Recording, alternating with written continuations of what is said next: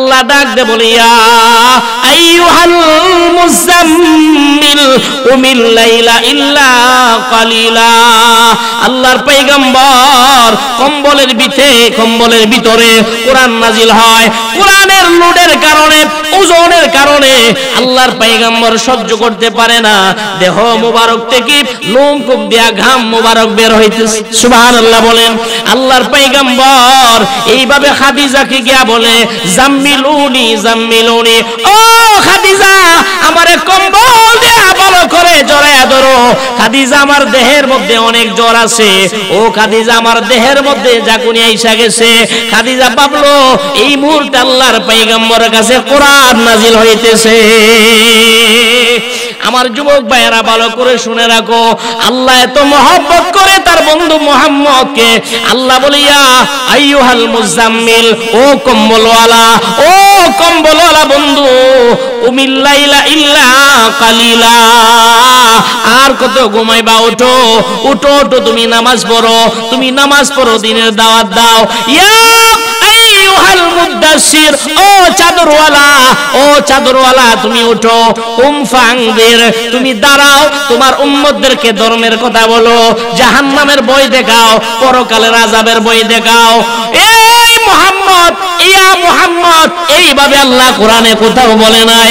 আমার ভাইয়েরা, আল্লাহর পয়গম্বরকে আল্লাহ তাআলা এত ভালোবাসে, এত মহব্বত করে, কোরআনের পরতে পরতে জায়গায় জায়গায় আল্লাহ তাআলা মহব্বত কইরা ডাক দেয় তাসিম।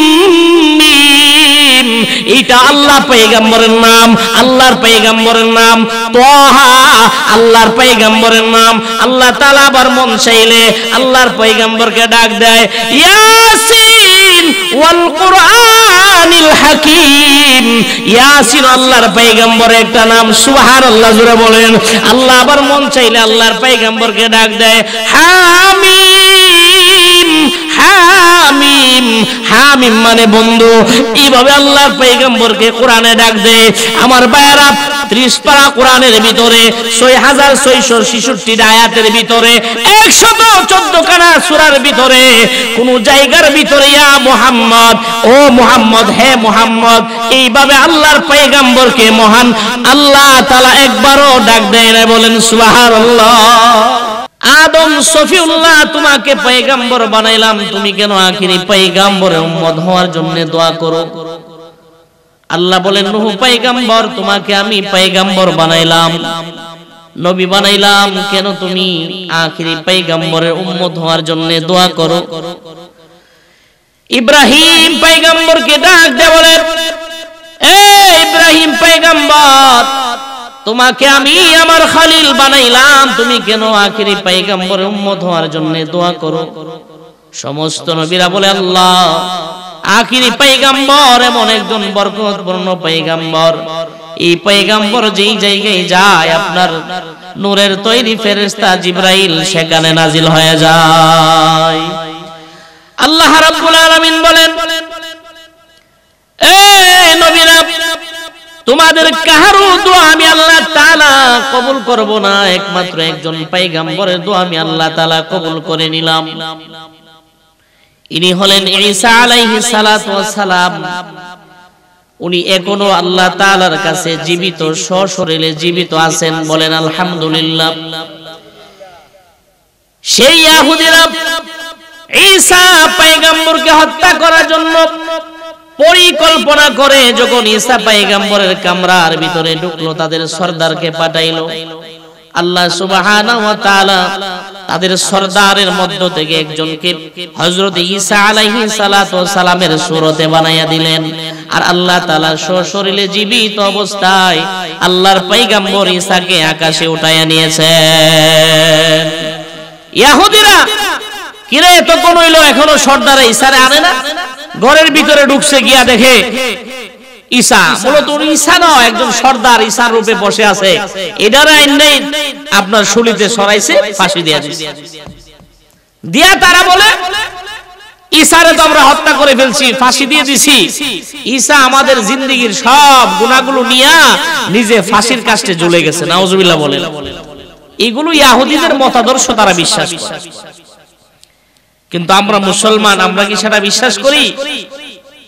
সেই 31st নাইট আজকে যে মুসলমানের সন্তানেরা পালন করবে, রাত্র 12টা 1 মিনিট হলে পরে 2022 সালের সূচনা লগ্নে রাতের আধারে, তখন এই যুবকদের উচিত ছিল জায়নামাজের মুসাল্লায় দাঁড়ায়া জিন্দেগীর পাপগুলো স্মরণ করে তাহাজ্জুদের নামাজের সিজদায় পড়ে মহান আল্লাহর কাছে কান্নাকাটি করে বলে, আল্লাহ জিন্দেগি আমার জাহান্নামের পথে আমি খোয়াইলাম, নষ্ট করলাম, মারে গালি দিলাম, বাবারে গালি দিলাম, আল্লাহ আমি খালি অন্যায় আর অন্যায় করলাম, আল্লাহ 21 সাল তো আমার চলে গেল, 22 সাল শুরু হয়ে গেছে, আয় আল্লাহ জানি না আমার মৃত্যুর ঠিকানা কখন, কখন আমার মৃত্যুর পরোয়ানা জারি হয়ে যায়, আল্লাহ তুমি আমারে মাফ করে দাও, নামাজে কি পাওয়া যাবে? এই জন্য যুবকদেরকে বলবো, এই যুবক ভাইয়েরা, এই 31st নাইট এটা মুসলমানদের কোনো কৃষ্টি কালচার নয়, অনুষ্ঠান নয়, এটা ইহুদি এবং খ্রিস্টানরা আবিষ্কার করেছে মুসলমানের যুবক সন্তান ছেলেমেয়ের চরিত্র হরণ করার জন্য। ঠিক না বেঠিক জোরে বলেন? আল্লাহ তাআলা আমাদের যুবকদেরকে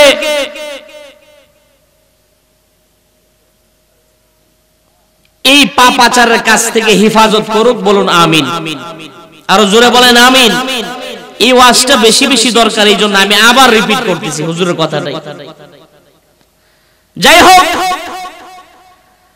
আল্লাহ তাআলা এই নবীর উম্মত আমাদেরকে বানাইছেন। আল্লাহ তাআলা শ্রেষ্ঠ গ্রন্থ আসমানি কিতাব কোরআনুল কারীম আমাদেরকে দিয়েছেন, বলেন আলহামদুলিল্লাহ। এই কোরআন আমাদের উপর আল্লাহ তাআলা নাজিল করুক এই নবীর উপরে, এবং এই নবী আমাদের কাছে নিয়ে আসুক, একবারও আল্লাহর কাছে দরখাস্ত করি নাই। কি বলেন, করছি নাকি? করি নাই। কোরআন বড় ভারী কিতাব। এই কোরআন আল্লাহ তাআলা আমাদের রাসূল আমাদের নবীর উপর নাজিল করেছেন। এই কোরআন আল্লাহ আমানত হিসাবে পাহাড়ে রাখতে চেয়েছিলেন, পাহাড় বলেছেন না আমি পারবো না। সাগরের উপর রাখতে চেয়েছিলেন, সাগর বলে আমিও পারবো না।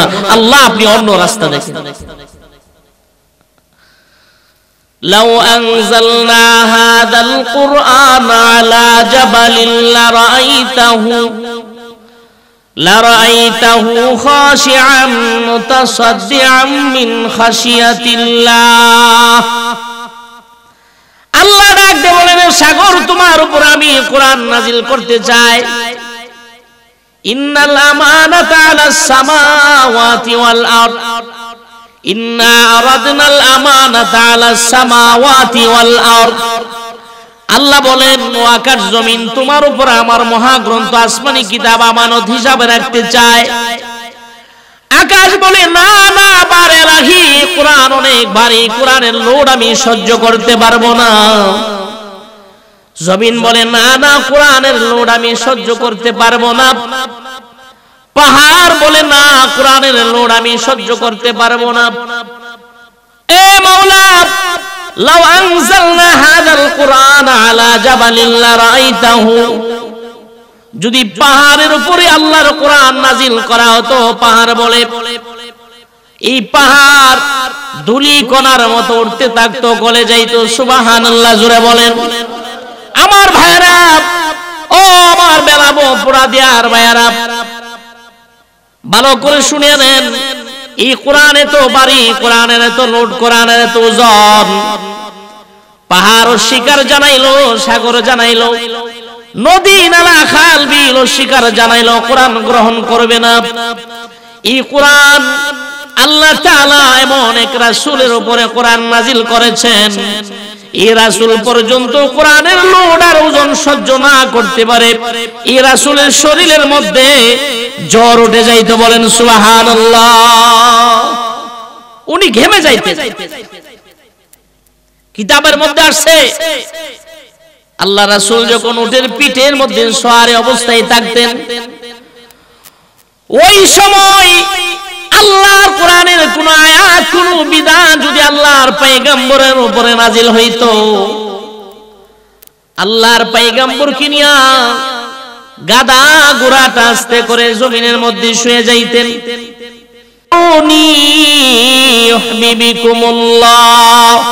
ويغفر لكم ذنوبكم والله غفور رحيم तुकु जाओ सुन्नते अहमद कुजा तुकु जाओ सुन्नते अहमद कुजा बा मुहम्मद कई बुआत निस्बत तोरा तुकु जाओ सुन्नते खैरुल बशार गैर लाज़िम ताबुया बी ऐपसार ओ मुसलमानेरा ও যুবক ভাইয়েরা আমার বুড়া বাবারা পর্দার আলের মা বোনেরা আল্লাহর পয়গম্বর কি শুধু নবীর শানে গজল গাইয়া মহব্বত করলে তার মহব্বত আদায় হবে না হক আদায় হবে না বরং আল্লাহ তাআলা আমাদেরকে দুনিয়াতে সৃষ্টি করেছেন আল্লাহর গোলামি করার জন্য আল্লাহর পয়গম্বরের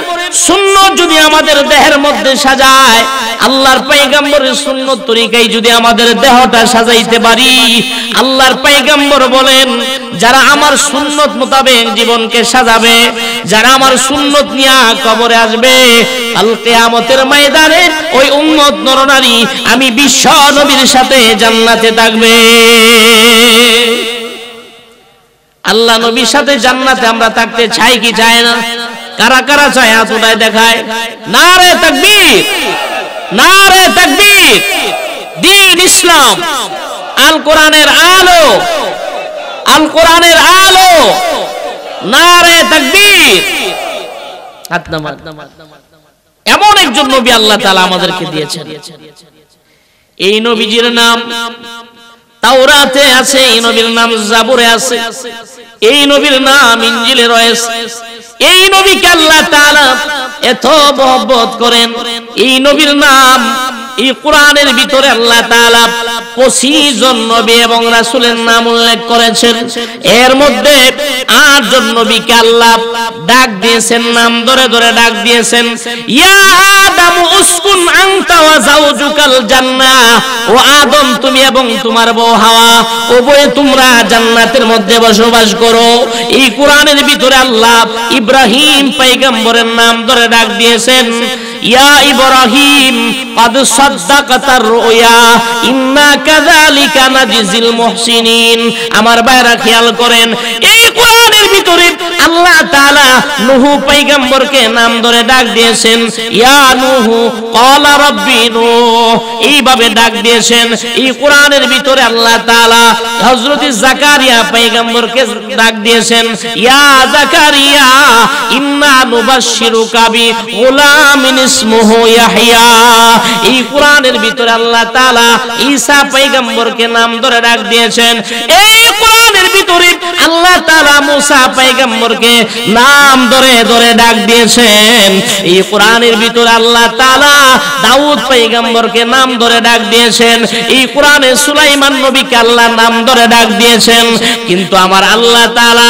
আপনার আমার রাসূলকে তো মহব্বত করেন এত ভালোবাসেন এই 30 পারা কোরআনের ভিতরেও কোথাও ইয়া মুহাম্মদ বলে ডাক দেয় নাই বলেন সুবহানাল্লাহ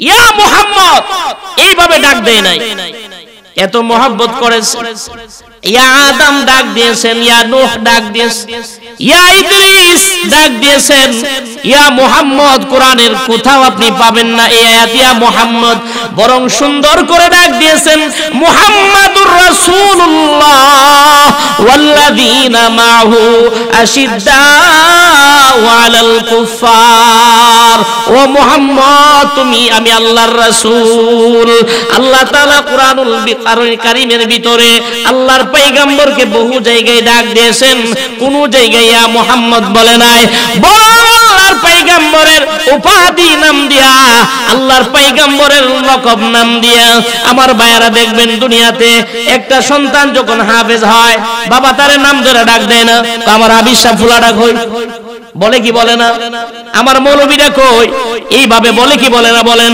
ডাক্তার হলে বলে আমার ডাক্তার ফুলা ডাক হয় আমার ভাইয়েরা, আল্লাহ তাআলা আল্লাহর পয়গম্বরকে এত মহব্বত করেন, আল্লাহ এইভাবে লকব দিয়া দিয়া মা বাবা যেইভাবে হাফেজ বলে ডাক দেয়, মাওলানা সাহেব বলে, মুফতি বলে ডাক দেয়, ওই গো আমার হাফেজ ছেলেটা কয়, ও এলাকার মা বোনেরা ভালো করে শুনিয়া নাও, এমন এক পয়গম্বরের উম্মত মা তুমি হয়েছো, এমন এক পয়গম্বর উম্মত তুমি হয়েছো মা, ভালো করে শুনো।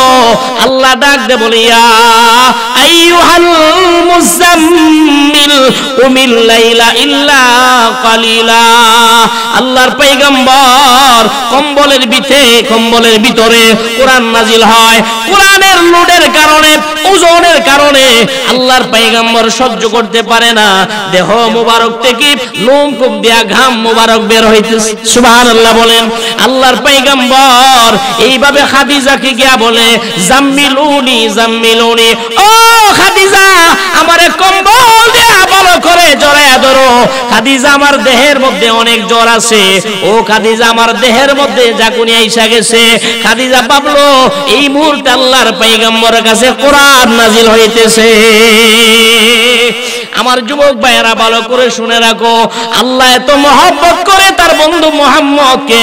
আল্লাহ বলিয়া আইয়ুহাল মুজাম্মিল, ও কম্বলওয়ালা, ও কম্বলওয়ালা বন্ধু, কুমিল লাইলা ইল্লা কালিলা, আর কত ঘুমাইবা, ওঠো ওঠো ওঠো, তুমি নামাজ পড়ো, তুমি নামাজ পড়ো, দিনের দাওয়াত দাও।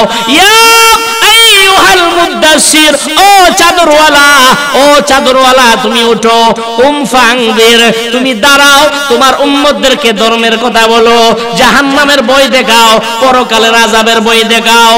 এই মুহাম্মদ, ইয়া মুহাম্মদ, এইভাবে আল্লাহ কোরআনে কোথাও বলে নাই। আমার ভাইয়েরা, আল্লাহর পয়গম্বরকে আল্লাহ তাআলা এত ভালোবাসে, এত মহব্বত করে, কোরআনের পরতে পরতে জায়গায় জায়গায় আল্লাহ তাআলা মহব্বত কইরা ডাক দেয়, তাসিম মিম, এটা আল্লাহ পয়গম্বরের নাম, আল্লাহর পয়গম্বরের নাম। তাহা আল্লাহর পয়গম্বরের নাম। আল্লাহ তাআলা আবার মন চাইলে আল্লাহর পয়গম্বরকে ডাক দেয়, ইয়াসিন ওয়াল কুরআনিল হাকীম। ইয়াসিন আল্লাহর পয়গম্বরের একটা নাম। সুবহানাল্লাহ জোরে বলেন। আল্লাহ আবার মন চাইলে আল্লাহর পয়গম্বরকে ডাক দেয়, হামিম, হামিম, হামিম মানে বন্ধু। এইভাবে আল্লাহর পয়গম্বরকে কোরআনে ডাক দেয়।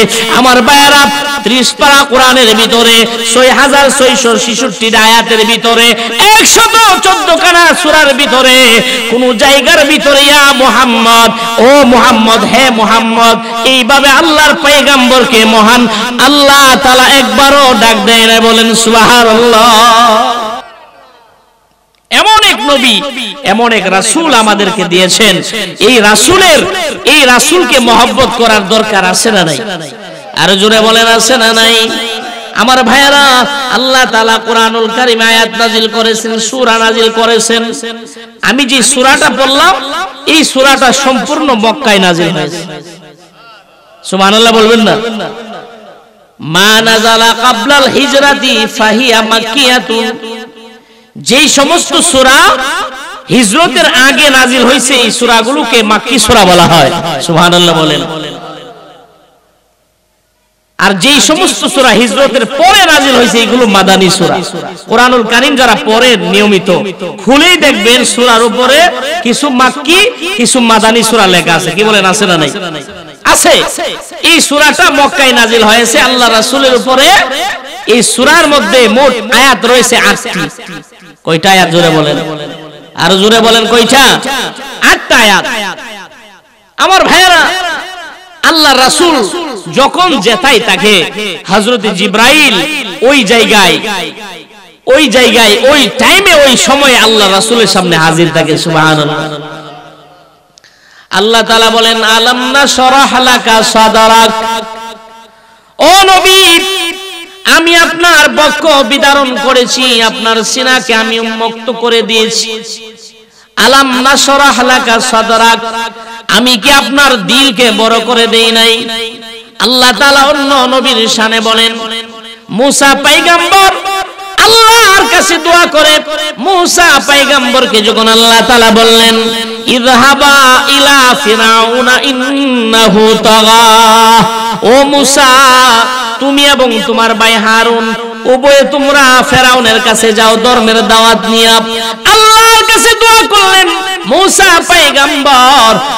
পয়গম্বর আল্লাহর কাছে দোয়া করে, ও আল্লাহ ছোটবেলায় আমি যখন ফেরাউনের বাড়িতে লালিত পালিত হচ্ছিলাম তখন আমাকে পরীক্ষা করা হয়েছিল, স্বর্ণের পরিবর্তে আয়াত দিয়েছিলাম, এই জন্য আমার জিহ্বাটা পুড়ে গিয়েছিল।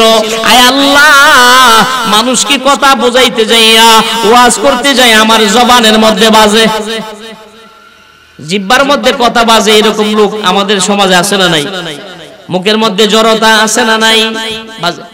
আল্লাহ তাআলার কাছে দোয়া করে রব্বি শরহ লি সাদরি ওয়া ইয়াসসির লি আমরি ওয়া হালুল উকদাতাম মিন লিসানি ইয়াফকাহু কাওলি। বলে মাবুদ ফেরাউনের কাছে আমাকে দ্বীনের দাওয়াত দেওয়ার জন্য আপনি প্রেরণ করতেছেন, আপনি কি জানেন না ছোটবেলা আমি ফেরাউনের বাড়িতে যখন ছিলাম আমার জিহ্বা পুড়ে গিয়েছিল। ও মাওলা রব্বি শরহ লি সাদরি, আমার দিলটা আপনি বড় করে দেন, প্রশস্ত করে দেন, ওয়া ইয়াসসির লি আমরি, আর আপনি আমার কাজটা সহজ করে দেন, আমার জবানের জড়তা আপনি দূর করিয়া দেন। সুবহানাল্লাহ বলেন। আল্লাহ আপনি বলেন এ মুহাম্মদ, ও আমার বন্ধু আমার দোস্ত ভালো করে শুনিয়া লো, মূসা পয়গম্বর আমার কাছে দোয়া করে তার দিল বড় করে দেওয়ার জন্য, তার কাজ সহজ করে দেওয়ার জন্য, তার জবানকে আমি আল্লাহ তাআলা তেজ বাড়ায় দেওয়ার জন্য। কিন্তু আমি পয়গম্বর তুমি তো আমার কাছেই দোয়া করো নাই, বরং আমি আল্লাহ তুমি আমার কাছে দোয়া করার আগে আগে আমি আল্লাহ তোমার সিনাকে প্রশস্ত করে দিলাম। আলাম নাশরাহ লাকা সাদরাক, ও নবী আমি কি আপনার সিনা বড় করে দেই নাই, প্রশস্ত করে দেই নাই? আমি কি আপনার বক্ষ বিতরণ করি নাই? আল্লাহ রাসূলের মোট ওনার জিন্দেগিতে 4 বার ওনার সিনা সাক হয়েছে, বক্ষ বিতরণ হয়েছে, শক্কে সদর হয়েছে, ওপেন হার্ট সার্জারি হয়েছে। আলহামদুলিল্লাহ বলেন, আলহামদুলিল্লাহ বলেন। কয়বার হয়েছে বলে? ফারসিতে বলা হয় শারহে সদর, ফারসিতে বলা হয় শক্কে সদর, আরবিতে শরহে সদর, বাংলাতে বক্ষ বিদারণ, একটু ইংলিশ বুঝলে ওপেন হার্ট সার্জারি। ডাক্তারদের কাছে গেলে এইভাবে আপনার এই ভিতরটা কাইটটা ভিতরে যা আছে সব বের করে টেবিলে সাজায় তবে আবার যখন যা প্রয়োজন ভিতরে দিয়ে সেলাই কইরা দিবে। এটাই হলো ওপেন হার্ট সার্জারি। এই অপারেশন আল্লাহর পয়গম্বরের কয়বার হইছে বলেন? 4 বার। একবার হইছে 2 বছর মতান্তরে 4 বছর বয়সে আল্লাহ রাসূল যখন মা হালিমার বাড়ি, লম্বা ছুরা কাহিনী। আল্লাহ রাসূল তো এতিম হয়ে গেছে। আল্লাহ রাসূল বাবা দুনিয়া সন্তান, আল্লাহ রাসূল দুনিয়াতে আসার আগেই বাবা দুনিয়া থেকে বিদায় নিয়ে গেছে। এরকম হয় কি হয় না? জোরে বলেন। আমাদের গ্রামগঞ্জে আমাদের দেশে এরকম ইতিহাস আছে না নাই? বাবা সন্তানের চেহারা দেখতে পারে নাই, এর আগে বাবা দুনিয়া থেকে বিদায় নিয়ে গেছে। মা কষ্ট করে সন্তান লালন পালন করে, এরকম ইতিহাস আছে না নাই? আল্লাহর পয়গম্বর মার পেটে যখন 6 মাসের বয়স, শর্ট করে বলি আল্লাহর পয়গম্বরের আব্বা বাবা খাজা আব্দুল্লাহ আল্লাহর ডাকি দুনিয়ার জমিন থেকে বিদায় নিয়ে গেলেন। ব্যবসার উদ্দেশ্যে গিয়েছিলেন অনেক দূরে, আসার পথে রাস্তায় জ্বর উঠলো, সেখানে মারা গেল, দাফন করা হলো। আল্লাহর পয়গম্বর তখন মার গর্ভের মধ্যে 6 মাস বয়স। কয় মাস জোরে বলেন, আরো জোরে বলেন না কয় মাস? কষ্ট হইতাছে সারা দেই আমার ভাইয়ারা। 6 মাস বয়স আল্লাহর পয়গম্বর আস্তে আস্তে মা আমেনার গর্ভে বড় হইতেছে। সুবহানাল্লাহ জোরে বলেন। আমার ভাইয়ারা, একটা সন্তান যখন মার গর্ভে আসে মা জাতির কষ্ট হয় কি হয় না? আরো জোরে বলেন, হয় কি হয় না? আমার মা যখন আমাকে গর্ভধারণ করেছিল মার কষ্ট হইছে কি হয় না? এই যুবক ভাইয়ারা, আমার যুবক ভাইদেরকে বলবো মারে কষ্ট দিবা না। মা আমেনা ডাক দিয়ে বলে, ও জগতের মানুষেরা, ও দুনিয়াবাসী, ভালো করে শুনিয়া লও, আমার পেটে যে সন্তান আছে মুহাম্মদ, এই মুহাম্মদ কুল কায়নাতের জন্য রহমত হবে। শুধু কুল কায়নাতের জন্য নয়, আমি গর্ভধারিণী মা আমেনার জন্যও আমার ছেলে মুহাম্মদ রহমত হয়ে গেছে। বলে কিভাবে? বলে জগতের নারীরা, ও মক্কার নারীরা, ভালো করে শুনিয়া লও, তোমরা যখন তোমাদের সন্তান গর্ভে নাও তখন মাদের পেট আস্তে আস্তে উঁচু হয়, বড় হয় কি হয় না? বলে এটা স্বাভাবিক। আপনার মার হইছে, আমার মারও হইছে। মা আমেনা বলে, জগতের নারীরা, আমি আমেনার এই অবস্থা হয় না। ও নারীরা, সন্তান গর্ভ নিলে এই সন্তান পেটের ভিতরে নাড়াচাড়া করে, হাত দিয়ে আমার কলিজায় আঘাত করে, পা দিয়া বিশেষ করে ছেলে হইলে কলিজায় লাথি মারে, আসে না নাই? আরো জোরে বলেন, করে কি করে না? ও যুবক ভাইরা, ও পুরা দিয়া আর আমার যুবক ভাইরা, ও আমার বোনেরা, মা বোনেরা, ভালো করে শুনিয়া লও, আল্লাহর পয়গম্বরের মা আমেনা বিশ্ববাসীকে জানাইয়া দেয়, ও বিশ্ববাসী নারীরা শুনিয়া লও, আমার পয়গম্বর মুহাম্মদ শুধু কুল কায়নাতের জন্য রহমত নয়, আমি মা আমেনার জন্য, আমি মা গর্ভধারিণী মার জন্য রহমত। তোমাদের সন্তানরা পেটে লাথি মারে, পেটের মধ্যে গোতা দেয়, এমন ভাবে হাত দ্বারা আঘাত করে, ওরে মা, ওরে মামার বাবারে বলে চিল্লি মারো, না না, এই মুহাম্মদ কোনদিন আমার পেটের ভিতরে হাত দ্বারা আঘাত করে নাই, পা দ্বারা আঘাত করে নাই রে। এই মুহাম্মদ কোনদিন আমার আঘাত দেয় নাই। এই সন্তান নিয়ে যে একটা বাড়ি ভাব হয়, একটা বুঝা লাগে, নারীদের লাগে কি লাগে না? আমেনা বলে, জগতের নারীরা, এই অবস্থা আমার কোনদিন হয় না। সন্তান পেটে নিলে মহিলা জাতিরা টক খাইতে বেশি ভালোবাসে, ঠিক না? বেঠিক জোরে বলেন, আরো জোরে বলেন, ঠিক কিনা? বলে, ও নারীরা, আমার কোনদিন এই হাবিজাবি মন চায় নাই। এই মুহাম্মদ পেটে থাকা অবস্থায় আমি স্বাভাবিক ছিলাম, আগে যেমন ছিলাম, আমার বমির ভাব হয় নাই, আমার খাবারের মধ্যে অরুচি আসে নাই, হাঁটতে চলতে ঘুমাইতে আমার কোনো কষ্ট হয় নাই। ও জগতের নারীরা শুনিয়া লও, আমার পেটের সন্তান কুল কায়নাতের জন্য যেমন রহমত, আমি মা আমেনার জন্য আমার পেটে ছিল রহমত। আমার ভাইয়ারা, আল্লাহর পয়গম্বর প্রথম মাসে যখন মা আমেনার গর্ভে আসে, তাফসীরের কিতাবের ভিতরে লেখা হয়, মাউলুদে আরুস কিতাবের মধ্যে লেখা হয়, আল্লাহর পয়গম্বরের তারিখ, আল্লাহর পয়গম্বরের জন্মের ইতিহাস। আদম সফিউল্লাহ প্রথম মাসে আমেনার গর্ভে এসে স্বপ্নের মাধ্যমে উকি দিয়ে বলে, ও আমেনা, ও আমেনা, তুমি সাবধান হয়ে তাইকো গো আমেনা, তুমি সাবধানে চলাফেরা কইরো, তোমার গর্ভে আখিরি পয়গম্বর মুহাম্মদুর রাসূলুল্লাহ সাইয়্যিদুল আম্বিয়া, আমরা সমস্ত নবীদের সরদার তোমার গর্ভে রয়েছে। সুবহানাল্লাহ, জোরে বলেন। দ্বিতীয় মাসে এমন ভাবে নূহ পয়গম্বর স্বপ্নের মধ্যে আমেনার সাথে দেখা করে, মাউলুদে আরুদের মধ্যে লেখা আছে, প্রত্যেক মাসে, কোন মাসে একজন নবী, কোন মাসে 2 জন, কোন মাসে একসাথে 5 জন, কোন মাসে একসাথে 10 জন 20 জন নবী, এইভাবে 1 লক্ষ বলেন, 1 লক্ষ মতান্তরে 2,24,000 নবী এবং রাসূল। আমার ভাইয়েরা, আল্লাহর পয়গম্বর যতদিন মার গর্ভে ছিলেন ততদিন মা আমেনার সঙ্গে স্বপ্নে সাক্ষাৎ করে গেছে, সালাম দিয়ে গেছে আগ থেকে, আসসালাতু আসসালামু আলাইকা ইয়া রাসূলুল্লাহ ইয়া হাবিবাল্লাহ, আহলান সাহলান মাউলুদান, আপনার আগমন শুভ হোক, আপনার আগমন শুভ হোক। মা আমেনা বলে, জগতের নারীরা, ও জগতের মানুষেরা, বিশ্ববাসীরা শুনে নাও, এমন একজন নবী তোমরা পাইবা, এমন একজন রাসূল তোমরা পাইবা, এই মুহাম্মদ পেটে থাকা অবস্থায় আমারে কোনোদিন কষ্ট দেয় নাই। আল্লাহর রাসূলকে নিয়ে মা আমেনা যখন কোনো কূপের পাশে যাইতেন পানি উঠানোর জন্য, আগে আমাদের মা চাচিরা পুকুরে গিয়া কলস দিয়া পানি আনতো, কি বলেন, আছে কিনা? এই সিস্টেম নাই, ঘরে ঘরে টিউবওয়েল, হাউজের সিস্টেম আছে, মোটর সারে সাফ করে পানি বইরা যায়। আরো আগে আরব যুগে, ওই সময়কার কথা, ওই সময় পুকুর ছিল না, এরকম সাধারণ খাল বিল ছিল না, টিউবওয়েল, চাপকল কোনো কিছুই ছিল না। কূপ থেকে কুয়া থেকে মহিলারা গিয়া তারা হাজার কষ্ট হইলো বালতির নিচে মাইরা রশি টাইনা এইভাবে পানি উঠাইয়া নিয়ে আসতো, ঘরের কাজ কাম সারতো। ঠিক না বেঠিক বলেন? সিস্টেম ছিল এটা ওইরকম। আল্লাহ রাসূল তখন মা আমিনার গর্ভে আর কয়েক মাস বাকি আছে দুনিয়াতে আসার, উনি কূপের কিনারায় গেলেন, গিয়ে দেখে পানি অনেক নিচে, বালতি দিয়া উঠাইতে গেলে ওনার একটু কষ্ট হবে। এমনি মা আমিনা শুনেন গায়েব থেকে কে যেন আওয়াজ দেয়, এ জিবরাইল, জিবরাইল তুমি কোথায়? বলে আল্লাহ আমি আপনার আরশের পাশেই তো। বলে জিবরাইল এই আরশের পাশে বসে থাকার জন্য তোমারে বানাই নাই, তাড়াতাড়ি যাও, আমার বন্ধুরাম আম্মা আমেনা কূপের কিনারায় গেছে, এই পানি তো কূপের উপরে না, কূপের নিচের মধ্যে আছে।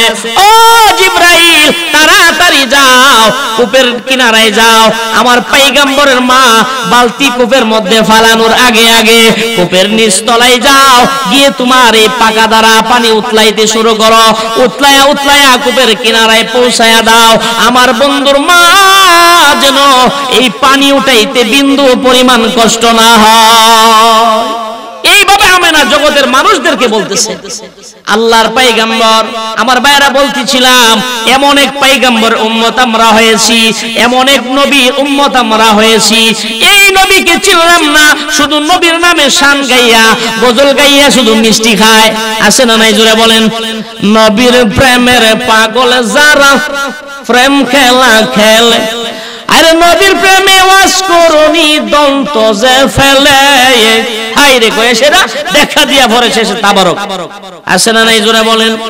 নিষেধ নাই আমার ভাইয়ারা, নবীর প্রেমে তো আপনি সম্মান গাইবেনই, গজল গান কোনো নিষেধ নাই, কিন্তু নবীর সুন্নাত যদি আপনার দেহের ভিতরে না থাকে, আল্লাহর কসম, আল্লাহর কসম, সারা জিন্দেগি ভর গজল গাইয়া সিন্নি গাইতে পারবেন, আল্লাহর পয়গম্বরের সাথে হাসর হবে না। ঠিক কিনা বলেন আমার ভাইয়ারা? আল্লাহর পয়গম্বর দুনিয়াতে আসার সময় গণায় আসে, আল্লাহর নবীজি দুনিয়াতে আসবে, খাজা আব্দুল মুত্তালিব এমন ভাবে কাবার চত্বরের মধ্যে বসা, মা আমেনার হুজরার দিকে কানটা লাগায় রাখছে, কখন জানি আমার এতিম মুহাম্মদ দুনিয়াতে আসে, কখন জানি তার কান্নার আওয়াজটা আমি শুনতে পাই। কানটা মা আমেনার হুজরার দিকে দিয়ে রাখছে।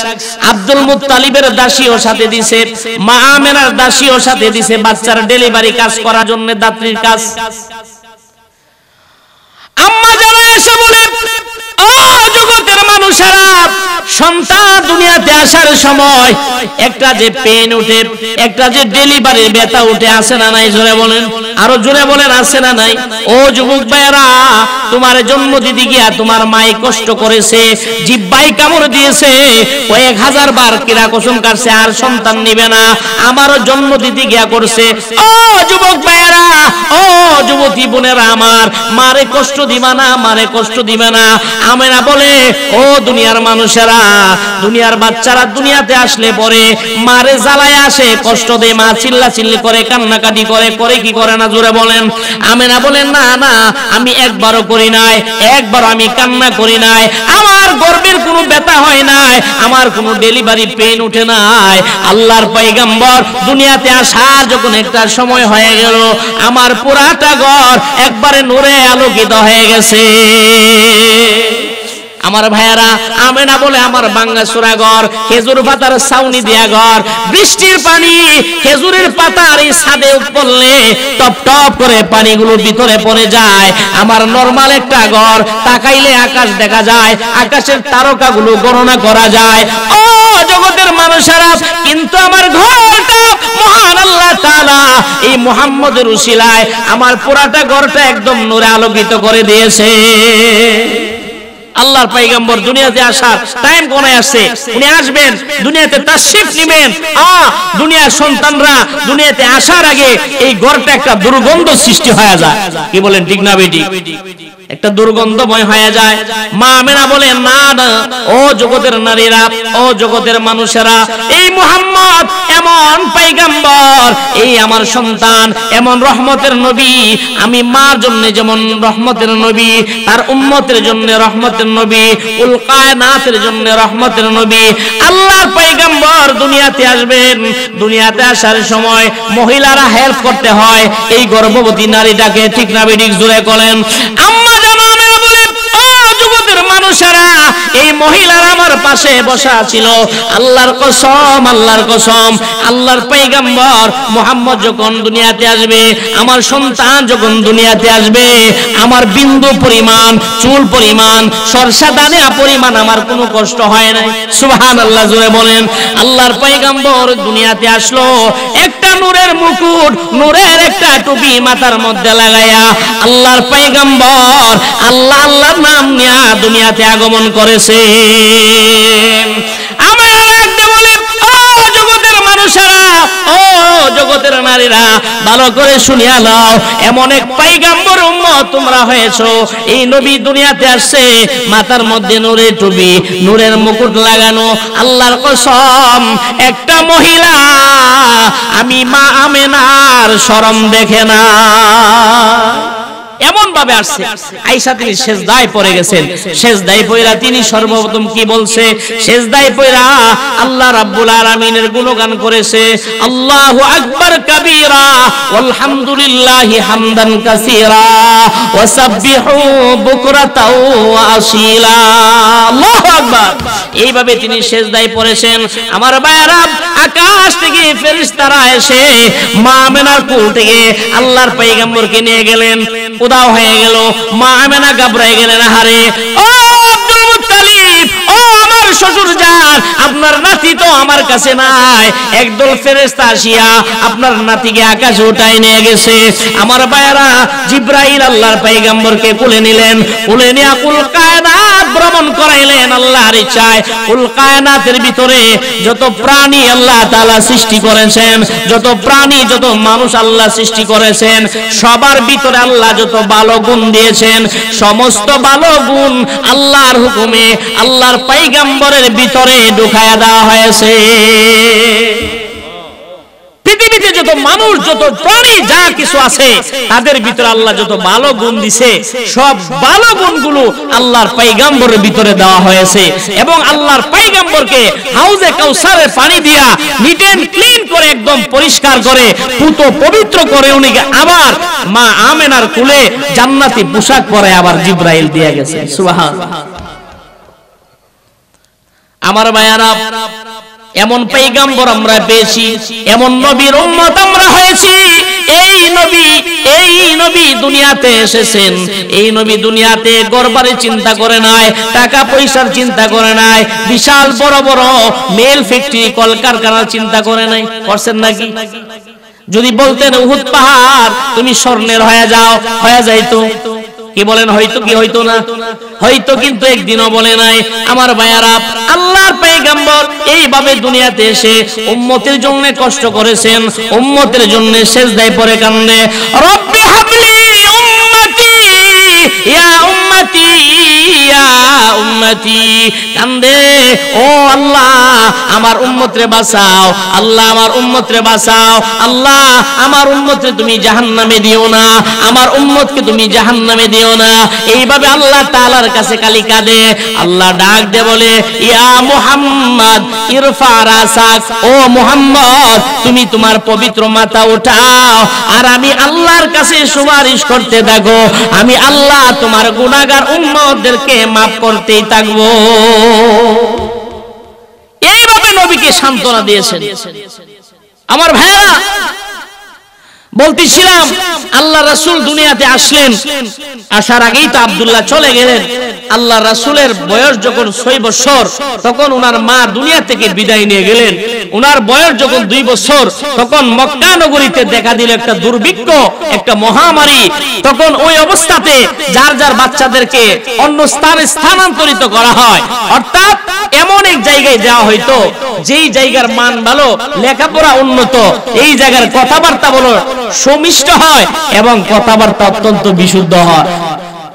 ভাষা। আমাদের এই বাংলাদেশের ভিতরে ব্রাহ্মণবাড়ির ভাষা একরকম, চিটাগঙ্গের ভাষা একরকম, আপনাদের নরসিংদীর ভাষা একরকম, আর সিলেটের ভাষা গেলে বোঝা যায় একটা ঝগড়া লেগে গেছে। জোরে বলেন আছে না নাই? এক এক জায়গার এই বাংলাদেশেরই এক একটা জেলার এক এক রকমের ভাষা। ওই সময়কারও এরকম ভাষার ভিন্নতা ছিল। মা আমেনা চিন্তা করলেন, যেহেতু দেখা গেছে মহামারী, আমার বাচ্চাটা যেন আরো উন্নত ভাষাও শিখতে পারে, এই জন্য ওনাকে বনু সাদ গোত্রে, ওই সাদ গোত্রে সেখানে প্রেরণের জন্য, পাঠানোর জন্য একটা মনস্থ করলেন। সুবহানাল্লাহ বলেন। ওই সময় মা আমেনা স্বাভাবিকভাবে আল্লাহ রাসূলকে যেই পরিমাণ দুধ দেওয়ার প্রয়োজন, বুকের এই দুধ দিতে পারতেছেন না। দুর্ভিক্ষ দেখা দিয়েছে মক্কায়, কাহাত দেখা দিয়েছে এবং মহামারী ছড়িয়ে পড়েছে। এই অবস্থায় যদি আল্লাহ রাসূলকে এখানে রাখে, না জানি আল্লাহ রাসূলের কি হয়। বাজারে নিয়ে গেলেন। ওই সময়কায় বাজারে বাচ্চা এই মর্মে বিক্রি করা হতো। অনেক ধনাঢ্য মেয়েরা, নারীরা আসতো বাচ্চা নেওয়ার জন্য। বাচ্চা নিলে বিনিময়ে তারা কিছু স্বর্ণ মুদ্রা পাবে, টাকা পয়সা পাবে, বাচ্চারা দুধ খাওয়াইলে। এই সুবাদে সাদ গোত্র থেকে জীর্ণ শীর্ণ মরা ধরা একটা গাধা নিয়া হযরত হালিমাতুস সাদিয়া রাদিয়াল্লাহু তাআলা আনহা একটা এই গাধার উপরে সওয়ার হইয়া স্বামীরে নিয়া বাচ্চারে বাড়িতে ফেলায় আসছে। বলে, দেখি সেই বাজারে গিয়া একটা বাচ্চা নিয়ে পাওয়া যায়, দনির দুলাল বাচ্চা যদি পালতে পারি, দুধ খাওয়াইতে পারি, বিনিময়ে কিছু টাকা পাইলে সংসারটা একটু ভালো চলবে। আসলো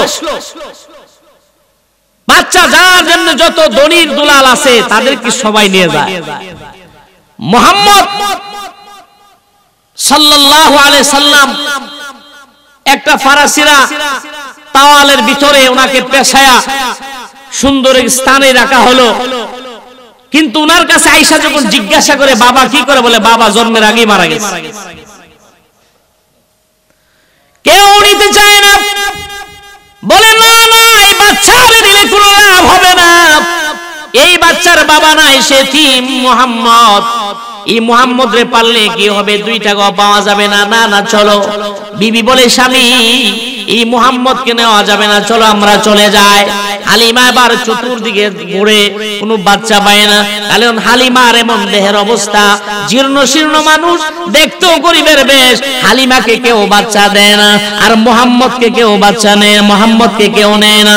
হালিমা ঘুরতে ঘুরতে আল্লাহর কুদরত বোঝা যায় না, আল্লাহর পয়গম্বরের কাছে এসে বললেন, তাকায়া দেখে এত সুন্দর চেহারার বাচ্চা, এত সুন্দর সুদর্শন চেহারাওয়ালা বাচ্চা আল্লাহর জমিনে আল্লাহ রাব্বুল আলামিন আর সৃষ্টি করে না। এমনই নিয়ে কুলে উঠাই নিলেন, কুলে উঠায়া চুমুকাইতে লাগলেন। আর বলে বাবা, বলে বাবা মারা গেছে, কোনো সমস্যা নাই। স্বামীকে বলে, স্বামী নাইমামতিকে কানামামু ভালো, কেউ যখন আমাদেরকে বাচ্চা দেয় না আর মুহাম্মদকে কেউ নেয় না, চলেন আমরা খালি যাব না, এই বাচ্চাকে নিয়ে আজকে বাড়িতে যাব। সুবহানাল্লাহ। আমার ভাইয়েরা, তাফসীরে কিতাবে লেখা হয়, হযরত হালিমা যখন এই বাচ্চাকে নিয়ে স্বামীকে সামনে দিয়া বাচ্চাকে নিয়ে যখন পিছনে বসে, আল্লাহর কসম এই হালিমার গাধাটা সামনের দিকে চলে না, চাবুক মারে গাধা সামনে যায় না। আল্লাহ তাআলা গাধার জবান খুলে দিল। গাধা ডাক দিয়ে বলে, এ বেকুবের গোষ্ঠীরা, আমকের গোষ্ঠীরা, এ হালিমার স্বামী, ভালো করে শুনিয়া রাখো, ইমাম আগে থাকে না মুসল্লি আগে থাকে? জোরে কোন? ইমাম আগে থাকে। ইমামের আগে মুসল্লি গেলে নামাজ হবে?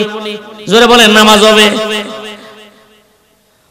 আমকের গোষ্ঠীরা, ইমাম আগে থাকে না মুসল্লি? বলে ইমাম, বলে সাইয়্যিদুল মুরসালিন, খাতামুন নবীন, শাফিউল মুজনিবিন মুহাম্মাদুর রাসূলুল্লাহকে পিছনে দিয়া, হালিমা তোমার স্বামীকে তুমি এই গাদার সামনে দিলা, আল্লাহর কসম আমারে প্রহার করে তুমি মারতে পারো, আমি গাদা এখানে মরব।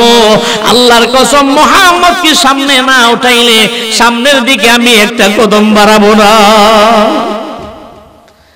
এই গাদার জবানে এই মানুষের কোনটি কথা শুনে আল্লাহর পয়গম্বরকে আবার সামনে বসায়। আল্লাহর পয়গম্বরকে এক হাতে ধরে আরেক হাতে গাদার লাগামে ধরে হালিমার স্বামী হালিমার বাড়ির দিকে রওনা করে। আমার ভাইরা গাদার বৃষ্টি আল্লাহর পয়গম্বরকে ওঠানোর সাথে সাথে এই গাদার দেহের ভিতরে মহান আল্লাহ তাআলা এত পাওয়ার দিয়ে দিলেন, যেই বান্ধবীর আগে বাচ্চা নেওয়ার জন্য আসছিল তারা হালিমারে পিছনে পালায়া বাচ্চা নিয়ে তারা তাদের বাড়ির কিনারায় পৌঁছে যায়। মহান আল্লাহ তাআলা বলেন, ও বন্ধু আপনি ঘাবড়াবেন না, এই হালিমা যদিও দুর্বল, তার গাদা দুর্বল, কিন্তু আপনি মুহাম্মদ যেহেতু গাদার বৃষ্টি উঠেছেন, আমি আল্লাহ তাআলা গাদাকে সবল বানায়া দিব। গাদা এবার টপকাই টপকাই দৌড়ায় দৌড়ায় সবার আগে চলে যায়। অন্য বান্ধবীরা ডাকতে বলে, ও বান্ধবী হালিমা, ও হালিমা, তুমি আসার সময় আমাদের সবার পিছনে ছিলা, তোমার গাদা আমাদের গাদার সঙ্গে দৌড়ায় পারতো না, দৌড়ায় পারতো না। হালিমা তুমি আমাদের পিছনে ছিলা, বাচ্চাও পাও নাই, আমরা বাচ্চা নিয়ে তোমার আগে আসলাম। ও হালিমা, এই দুর্বল গাদা সবল হলো কিভাবে? এই দুর্বল গাদা এত সুন্দর করে লাফাই কিভাবে, দৌড়াই কিভাবে? হালিমা ডাকতে বলে, বান্ধবীরা গো, ও বান্ধবীরা, দনির দুলাল দেখে দেখে তোমরা কোলে করে নিয়ে আসছো, এই মুহাম্মদের আব্বা নাই, মুহাম্মদ এদিন বিদায়, মুহাম্মদকে কেউ কোলে নেয় না, মুহাম্মদের গালে কেউ চুমো দেয় না। মহান আল্লাহ তাআলা কুদরতি ইশারা করেছেন, এই মুহাম্মদকে আমি কোলে নেওয়ার সাথে সাথে আমার বুকের দুধে, আমার বুকের ভিতরে দুধের জন্য একটা নহর বয়ে গেল। সুবহানাল্লাহ জোরে বলেন।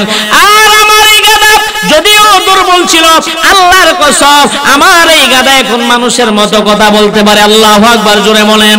আমার এই গাদা যদিও দুর্বল দেখলা, কিন্তু এটা সাধারণ কোনো মানুষ নয়, এই বাচ্চাটা সাধারণ কোনো বাচ্চা নয়। আমার মনে হয় এই বাচ্চা মহান আল্লাহর পক্ষ থেকে এমন কিছু করবে, এই দুনিয়ার ভিতরে মহান আল্লাহ তাআলা মহামানব হিসাবে তাকে প্রেরণ করেছে। আমার ভাইরা গাদা নিয়ে দৌড়ায়া হালিমার বাড়িতে চলে যায়। বাড়ির ভিতরে একটা ছাগল ছিল, সারা দিনের ক্লান্তি মাখা শরীর। হালিমা এবং তার স্বামী এই বাচ্চাকেই খাওয়াবে কি, হালিমা খাবে কি? বলে, স্বামী দেখেন তো গাভীটার উলানে কিছু দুধ আছে কিনা। গাভী টান দেয়, মরা ধরা গাভী, এটা হাঁটতেই পারে না, উলানে আর দুধ কতটুকু পাবে? আমার ভাইয়ারা, আল্লাহর পয়গম্বর যেহেতু 2 বছরের বাচ্চা, আরবের বাচ্চারা তারা 2 বছর আর আমাদের দেশের 10 বছরের বাচ্চা সমান। সুবহানাল্লাহ বলেন। আর নবীরা সাধারণ মানুষেরা, আমরা 1 বছরে যতটুকু বাড়ি, আল্লাহর নবীদেরকে আল্লাহ তাআলা 1 মাসে ততটুকু বাড়ায় দিয়েছে। আল্লাহ রাসূল এই বকরিটার দেহে যখন হাত বুলাইলো, সঙ্গে সঙ্গে বকরিটা তাজা হয়ে আর আঞ্জা দিয়ে আল্লাহ রাসূলের সিনার ভিতরে সূরা আলাকের 5টা আয়াত ঢুকায়া দিয়েছেন। সুবহানাল্লাহ জোরে বলেন। আল্লাহর পয়গম্বর এবার কোরআনুল কারীমের সর্বপ্রথম সূরা আলাকের 5টা আয়াত যখন মুখস্থ করলেন, এবার বারে বারে খালি পড়ে, ইকরা বিসমি রাব্বিকাল্লাযী খালাক, খালাকাল ইনসানা মিন আলাক, বারে বারে পড়ে যেন না ভুলে যায়, ভুলে যেন না যায়, বারে বারে পড়তে থাকে। আল্লাহ তাআলা আয়াত নাযিল করলেন, লা তুহাররিক বিহি লিসানাকা লিতা'জালা বি ইন্না আলাইনা জামাআহু ওয়া কুরআনা ফাইযা ক্বারানাহু ফাত্তাবি' কুরআনা। ও নবী, এই কোরআন মুখস্থ করার জন্য, এই কোরআন আপনার সিনার ভিতরে অক্ষত রাখার জন্য আপনি বারে বারে জিহ্বা নাড়ানোর দরকার নাই, বারে বারে পড়ার দরকার নাই, আপনি কষ্ট করার দরকার নাই। ইন্না আলাইনা জামাআহু ওয়া কুরআনা, আপনার সিনার ভিতরে 30 পারা কোরআন হেফাজত করার দায়িত্ব আমি আল্লাহ নিয়ে নিলাম। আমার ভাইরা, এই নবী হলেন শ্রেষ্ঠ নবী, আপনার আমার নবী হলেন সর্বশ্রেষ্ঠ পয়গম্বর। আপনার আমার নবীকে আল্লাহ তাআলা এত ভালোবাসেন, সব নবীদেরকে আল্লাহ কোরআনে নাম দিয়া দিয়া ডাক দেয়, আর আল্লাহ রাসূলকে একবারও নাম নিয়ে ডাক দেয় না, বরং তার উপাধি দিয়া, তার লকব দিয়া ডাক দেয়। তাহলে ওই নবীজির দাম কম না বেশি? অনেক বেশি। এই নবীজির উম্মত হয়ে আমরা খুশি না বেজার? খুশি হইলে এই নবীর সুন্নাত আমাদেরকে পালন করা, মানার দরকার আছে না নাই? আজকে থেকে না আরো কয়েকদিন পর থেকে? নামাজ কি আজকে থেকে পড়বো না আগামীকাল থেকে? না না ভাইরা, আগামীকাল বাঁচবেন কিনা এটা তো আপনি গ্যারান্টি দিতে পারেন না, আমিও পারি না। অতএব আল্লাহর রাসূলকে স্মরণ করে রাসূলের সুন্নাত অনুযায়ী আমাদের জিন্দেগিটা চালানোর দরকার আছে না নাই? আল্লাহ তাআলা আমাদের সকলকে যে কথাগুলো আমি বললাম এর উপরে আমাকে আপনাদের সকলকে আমল করার তৌফিক দান করুক, বলুন আমিন। বিশ্ব নবীর সুন্নতে আমাদের আমলকে রঙিন করার তৌফিক দান করুক, বলুন আমিন। ওয়া আখিরু দাওয়ানা আনিল হামদুলিল্লাহি রাব্বিল আলামিন। আসসালামু আলাইকুম ওয়া রাহমাতুল্লাহি ওয়া বারাকাতুহু।